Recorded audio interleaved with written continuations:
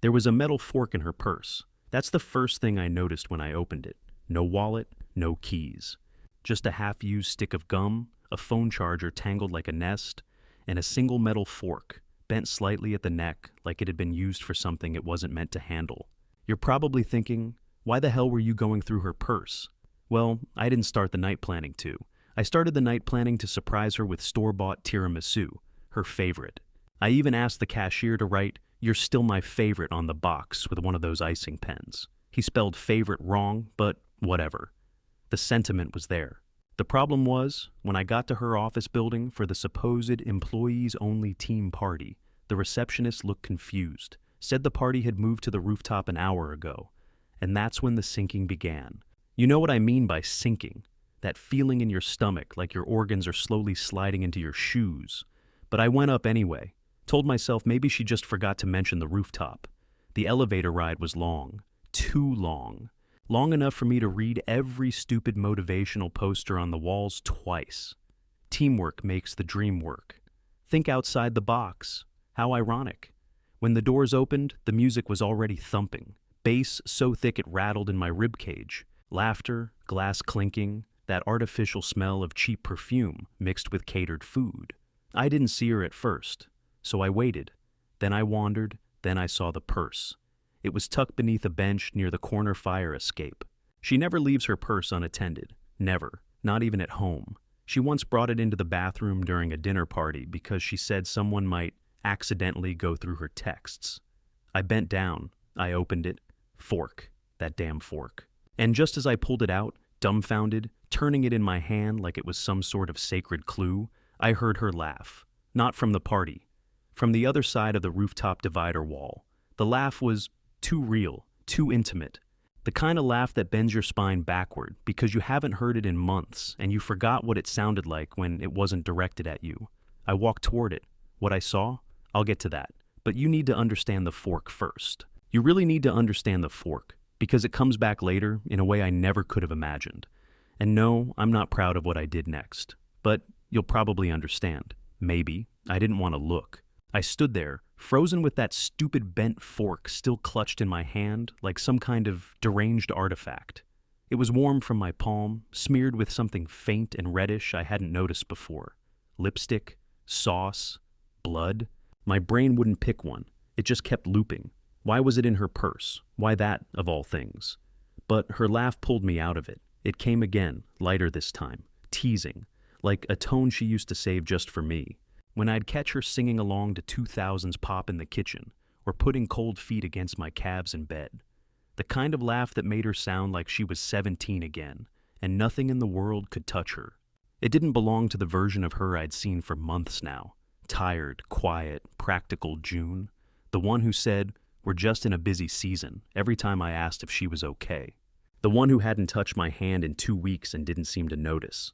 I crept around the edge of the rooftop divider. Not full-on cartoon-style peeking, just slow, cautious, like I was walking toward a cliff I might have to jump from. My shoes crunched against something on the concrete. Plastic cups, a half-smoked cigarette, a torn paper plate, and there she was. Her back was to me at first, her shoulder bare under the fall of that red silk dress, the one I hadn't seen since our 5th anniversary in Asheville. She hated red. Always said it made her look too loud. And yet there she was, lit by rooftop string lights, glowing like she'd stepped out of someone else's fantasy. The man in front of her was laughing too. He was taller than me, broader. A beard so well trimmed it felt intentional, like it wasn't grown but engineered. His hand rested on her hip like it had always belonged there. And then she said it.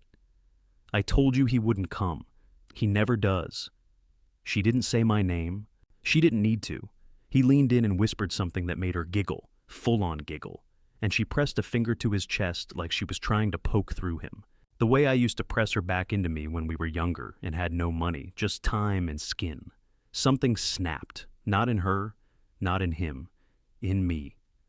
I turned around and walked back to the bench, fast. I dropped the fork back into her purse, zipped it up like nothing ever happened, and sat down right next to it. Right there, in the open. I waited. It took her 7 minutes to come back. I know because I checked my watch 6 times. She didn't see me at first. She reached for the bag like it was just another Thursday, and then she looked up. Ellery? I didn't speak. She blinked. Her lips parted slightly like she was going to say something soft, some version of I can explain, or this isn't what it looks like, but nothing came out. Instead, I said one thing. There's a fork in your purse. She stared at me. I smiled. The confusion on her face almost hid the guilt. Almost, but not quite. She sat beside me slowly, purse clutched in her lap now like it might bite her. I could see her mind scrambling, searching for a story, a shield, an angle. She was always good at that. She used to lie to hotel clerks just for fun to see what free upgrades she could get. But this wasn't a sweet upgrade. This was our life. I stood up before she could speak, walked away, got into my car and drove 10 blocks before pulling over and throwing up behind a Little Caesars. I didn't go home that night. And no, she didn't call, but someone else did. And that is where everything starts getting much, much worse. The worst thing about throwing up behind a Little Caesars isn't the act itself. It's the moment after, when the adrenaline wears off and you're just a man in a dress shirt, alone in a back alley, kneeling next to a chain-link fence while your phone buzzes in your pocket like it has something important to say. And somehow, it always feels like it knows more than you do, like it's judging you. I wiped my mouth with a receipt I found in the glove box. It was for a burrito she bought last week. The timestamp said 1:11 p.m. She told me she didn't have lunch that day. My hand gripped the receipt tighter than I meant to, and for a moment, I imagined setting it on fire. Not because it meant anything, really, just because I wanted something, anything, to burn.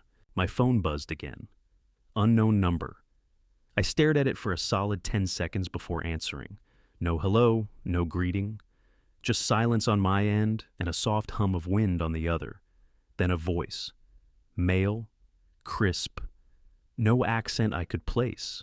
You probably think this just started, he said. I blinked, still crouched behind my car like a man who'd lost a war he never enlisted in. I didn't respond because what do you even say to something like that? But it didn't, the voice continued. It's been a long time. You just finally looked up. Then the line went dead. No click, no breath. Just silence. I stared at my phone, screen still lit, heart pounding like it was trying to tap out Morse code. I didn't know the number. I didn't recognize the voice, but he wasn't wrong. That was the most sickening part. Somewhere deep down, past the hurt, past the fork and the rooftop and the red dress, I knew. I'd known something was off, not loud, not explosive, just different. It's like when a fridge starts making a new noise. You ignore it at first, but eventually you realize it's all you can hear. I got back in the car, locked the doors, and just sat there. I didn't drive, didn't cry. Just stared at the dashboard as the air turned stale and the city moved on without me. Back home, the lights were on. I stood in the driveway for a minute, watching the yellow glow from our bedroom window, like it was a spotlight in a play I hadn't been cast in. Her car was there. She was home, which meant she left the party early, which meant, what? That she was guilty? That she cared? That she knew? When I finally walked in, the house was silent. The kind of silence that feels arranged, like someone positioned the quiet just so. Her shoes were by the door again, but different ones now. The black heels. A hairbrush rested on the coffee table beside a glass of untouched wine. And her purse? Gone. I went upstairs, steps careful, like each one might set off a landmine. Our bedroom door was cracked open.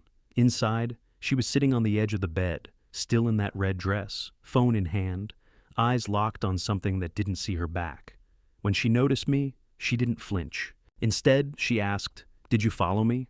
I laughed. Actually laughed, bitter and short and sharp, like bark from a dying tree. "I didn't have to," I said. She looked down at her lap, silent. No apology, no denial, just stillness. That was scarier than anything. She didn't ask what I'd seen, didn't accuse me of invading her privacy, didn't even ask about the fork, because she knew. That was when I realized the worst betrayal isn't the lie. It's how little effort they put into hiding it once they don't care anymore. But it wasn't over, not even close. Because later that night, when I couldn't sleep and sat alone in the guest room, refreshing my email like a fool, I got a message from the same unknown number. No subject, no body text, just one attachment. A photo of me, taken that night, standing by her purse, holding the fork. The photo wasn't blurry. It wasn't grainy or from some obvious security cam. It was clean, crystal clear, taken from an angle that made it obvious I'd been watched up close. Not from across the room, not from a rooftop. This was taken by someone no more than 10 feet away. Someone who was right there, while I was holding the fork. I stared at the image for what felt like forever. My face was caught mid-thought, eyes narrowed, lips slightly parted, my left hand gripping the strange little utensil like I was inspecting it for fingerprints. You could see every wrinkle in my shirt sleeve, the half-smeared icing on the corner of the cake box behind me, and most terrifying of all, in the lower corner of the image, slightly out of focus, the shadow of the person who took it. They were close, too close. My stomach coiled. I read the sender's address again. No name, just a string of letters and numbers that meant nothing. Q4VR913@dustmail.net. Burner account, obviously. I clicked reply. My fingers hovered over the keyboard, but I had no idea what to say. "Who are you?" sounded pathetic. "Why are you doing this?" sounded even worse. But before I could type anything, the email deleted itself, right in front of my eyes. 1 second it was there. The subject line, the attachment, everything. And the next, it just vanished. Not in the normal way. No trash folder, no undo. It was as if it had never existed. I swear I didn't click anything. My mouse was still hovering over the reply button when it blinked out of existence. I just sat there, motionless. I didn't sleep. Again.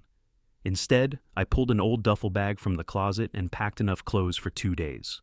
Underwear, socks, my least wrinkled jeans. I stuffed in a paperback I never finished and took a charger even though I knew I wouldn't use it. Then I left the house at 4:23 a.m. and drove to a cheap motel 15 minutes away. The kind of place that smelled like carpet cleaner and regret. I didn't text her. I didn't leave a note. Let her wonder. Let her panic. Or maybe she wouldn't. Maybe she'd just slip back into his arms, curl against his chest, and tell him she was finally free. Maybe she was already deleting photos of me off her phone. But none of that scared me as much as the photo. Because here's the thing. No one tells you about betrayal. It doesn't just hurt. It unmoors you.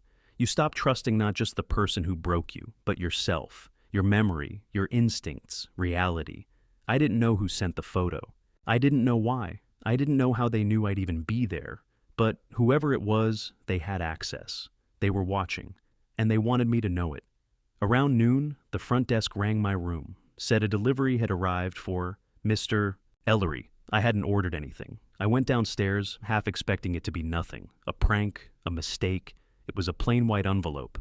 No markings, no postage, just my name. Handwritten in delicate, almost feminine cursive, like it came from a wedding invitation or a bridal shower thank you card. I took it back upstairs, hands trembling. I opened it carefully, like it might explode. Inside was a single Polaroid. This time, it wasn't me. It was June, sitting in our bedroom, wearing that same red dress, and crying. Not just tears, sobbing, head in hands, shoulders trembling. Makeup streaked down her cheek in dark, messy trails. But the worst part? There was a hand on her shoulder, a man's hand, long fingers, a heavy watch. Familiar skin tone. But it wasn't mine. And the timestamp scrawled in blue pen on the bottom corner. Taken 3:04 a.m. while I was still in the house, still downstairs. Still breathing the same air as her. I hadn't heard anything, not a sound. Which means someone had been inside, watching us, photographing her, touching her, and I had no idea. I didn't leave the motel for almost 2 full days. I lived off vending machine snacks and melted instant coffee from the tiny room kettle. At night, I lay on the bed, fully clothed, shoes still on, just staring at the ceiling. My phone stayed off, not because I was afraid of what I might find, but because I was afraid of what might find me. The photo of June and the mystery hand stayed on the desk in front of me, like some kind of silent roommate. I couldn't stop looking at it, not because of her, not even because of the timestamp, but because of the watch. It was expensive. I'd seen one like it before, though not on anyone I knew personally. One of her coworkers wore something similar. A guy named Rylan, or Rylan, I couldn't remember. She mentioned him once during a fight we had about nothing.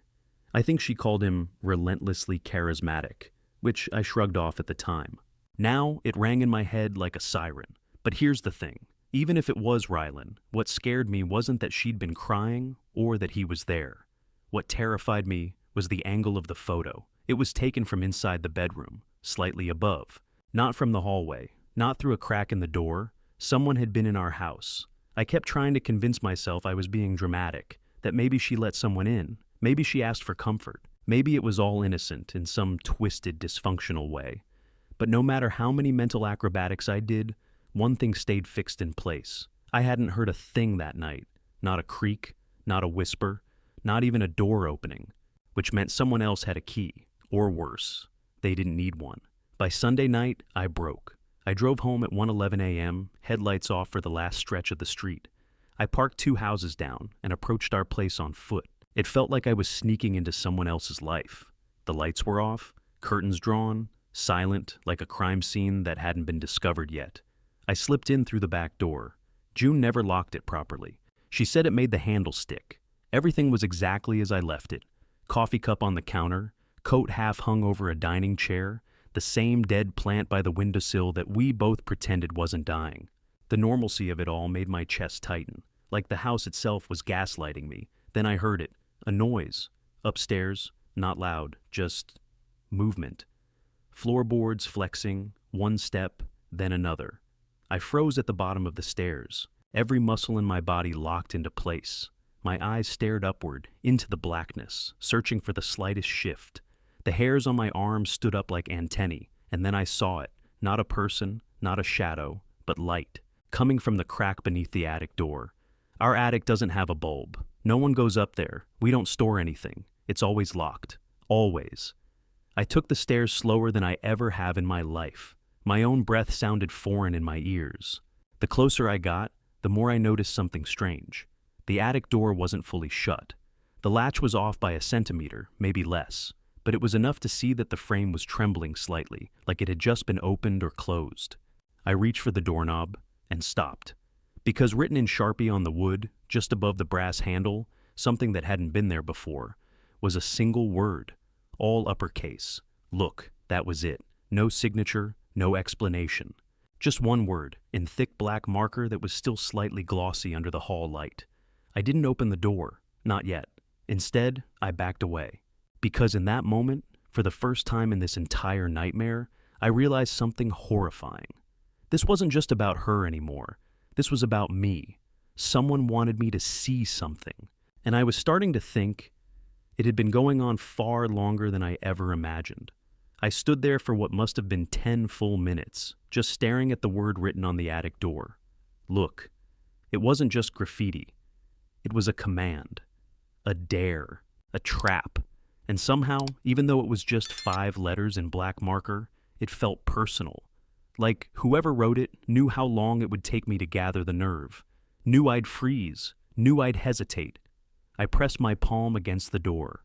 It was warm, not hot, just oddly warm, like someone had touched it right before me. That's when I realized I was sweating. My fingertips were damp. My chest was tight. My body was trying to protect me from something I hadn't even seen yet.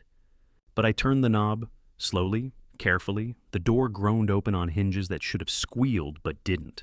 I expected to be hit by the smell of insulation or dust, but there was nothing. No scent at all. Just that eerie, clinical stillness, like walking into an empty hospital hallway after midnight. The attic ladder was already extended. Someone had pulled it down for me. Of course they had. I climbed up one rung at a time, knees creaking louder than the wood. When I finally hoisted myself into the crawl space, the dim yellow light from a single hanging bulb greeted me. The kind you pull with a string.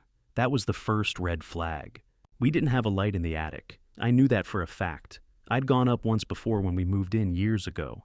There was nothing up there but dust, a few broken coat hangers, and insulation that looked like pink cotton candy. Now it was organized. Someone had transformed the space into a gallery of sorts. Not elegant, not clean, but deliberate. There were photos taped to every beam, every plywood wall, some printed in glossy color, others in smudged black and white. Some were curled at the edges, like they'd been there for a while. Others looked freshly placed. The images were all of me. June, the house, random moments, in the kitchen, in the yard, me raking leaves, her tying her hair, me sitting in the living room with my laptop, her asleep on the couch. Some were close-ups, way too close. I moved toward one wall, heart thudding in my throat. There was a strip of photos showing me from behind, walking down the street with a grocery bag, then reaching for the front doorknob. In the last photo, there was a shape behind me, barely visible, a silhouette in the window reflection, too distorted to identify, but tall, watching. I backed away, tripping slightly over a small box near the center of the floor. When I looked down, I saw something that froze my entire body. It was a shoebox, my name written on the top in Sharpie.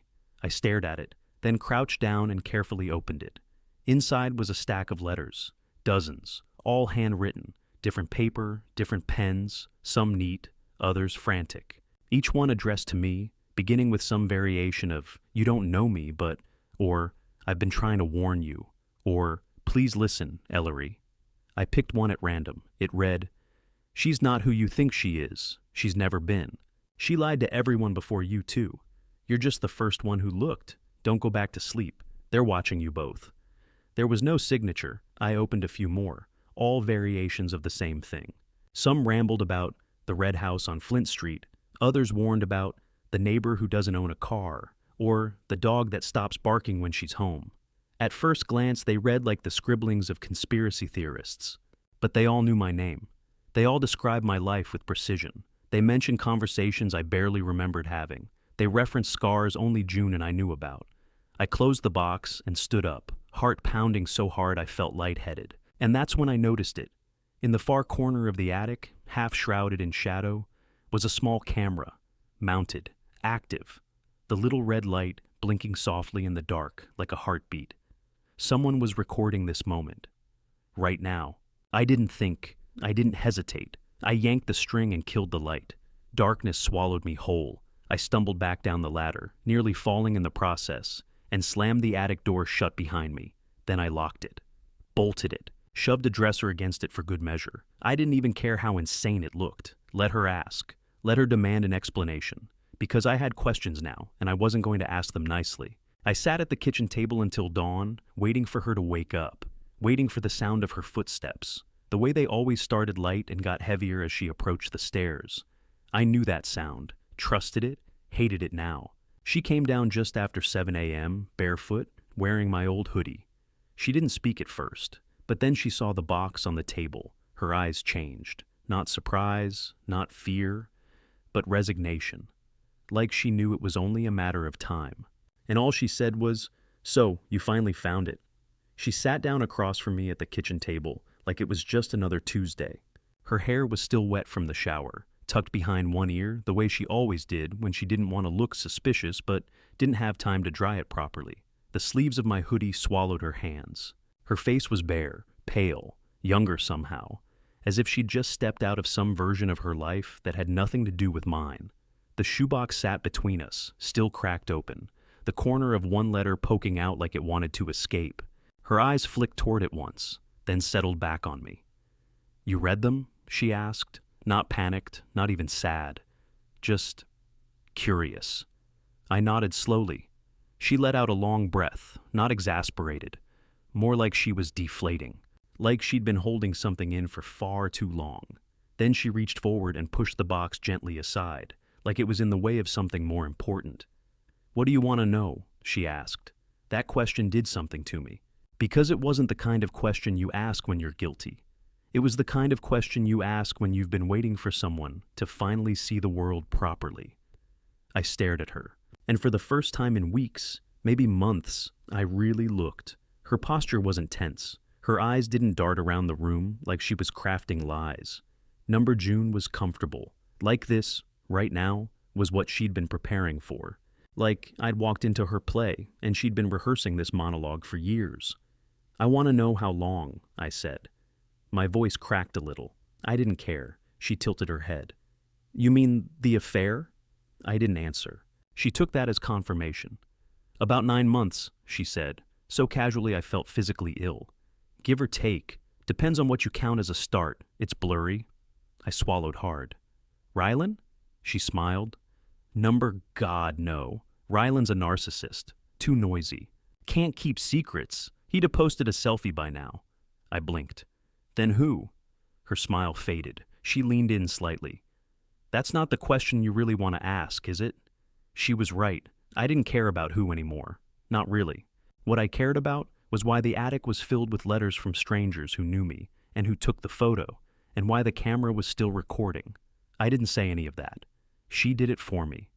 You think this is about love, she whispered. But it's not. It's never been. You were chosen, not for who you are, but for what you didn't notice. The room fell silent. Not the normal silence of a quiet morning, but the kind that feels engineered, like the world itself is holding its breath. I laughed. It sounded ugly, hollow. What are you even talking about? She reached into her hoodie pocket and slid something across the table, a small USB drive, black, plain, no markings. Everything you want to know is on there, she said. But I need you to understand something first. I didn't touch the drive, not yet. She folded her hands. You weren't supposed to go in the attic. It wasn't time. But now that you have, the others are going to start noticing. They always do. My throat tightened. Others? She nodded slowly. Neighbors, co-workers, people you've never met, people who've seen you, people who've read those letters before they were mailed to you, people who watched you hold that fork like it was the first clue. I felt the world tilt beneath me. I didn't write the letters, Ellery. I didn't set up the camera. I played my part. That's what this was. This? I whispered. What is this? She stared at me for a long time. Then she stood, walked around the table, and knelt beside me. Her voice was so soft I barely heard it, even though her mouth was inches from my ear. This is a pattern. And you're not the first version of you I've had to love. Then she kissed my cheek. Not romantic, not apologetic, almost ceremonial. She turned and walked out the front door barefoot. I didn't follow. Not yet. I just sat there, alone, with the USB in front of me and the echoes of her voice folding around my ribs like a noose. Because if I opened that drive, I had a feeling I wouldn't be the same person when I was done. I didn't open the USB drive for 2 days. I left it on the kitchen table next to the shoebox, untouched, like some tiny bomb I couldn't decide whether to detonate or bury. I slept on the couch with the lights on, one eye on the hallway, waiting for June to come back, for the attic door to rattle again, for any trace of the surreal world I'd stumbled into to crawl back through the walls. But nothing came. Just silence.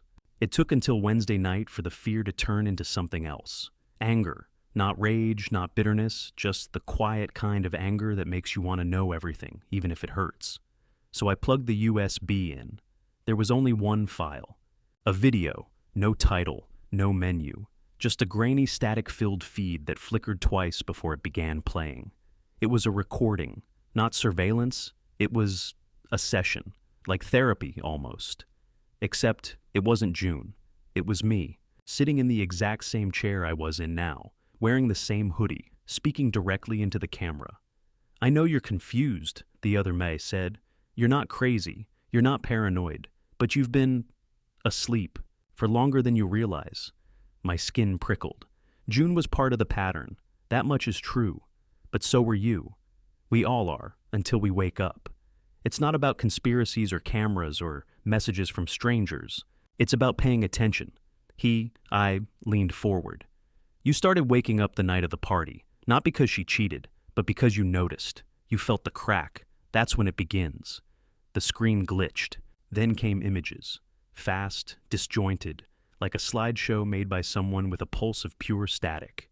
Photos of the attic, notes from the letters, newspaper clippings, a headline. Local man disappears after claiming repetition of people in daily life. Then a diagram of a suburban block, mine, with one house circled in red. Then a message, full screen, white text on black. You are not being watched, you're being tested. The difference is everything. And then the video ended. No fanfare. No jump scare. Just gone. I sat there for a long time, not sure whether I'd been enlightened or manipulated. And then something strange happened. I breathed, not a shallow, anxious gasp, but a real breath. Deep, long, and stabilizing. Because for the first time in months, maybe years, something clicked. Maybe none of it made literal sense. Maybe there was no master villain, no giant revelation waiting to explain everything in neat, symmetrical pieces.